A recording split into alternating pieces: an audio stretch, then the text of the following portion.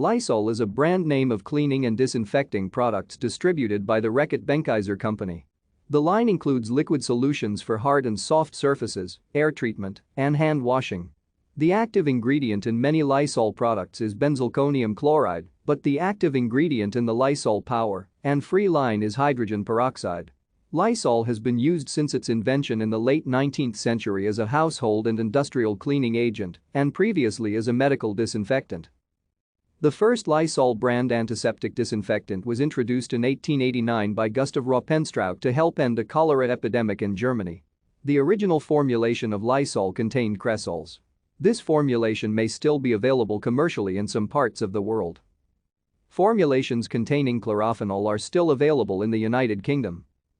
In 1911, poisoning by drinking Lysol was the most common means of suicide in Australia and New York.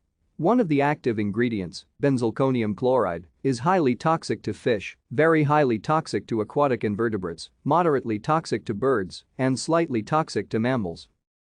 In 1918, during the Spanish flu pandemic, Len and Fink Incorporated.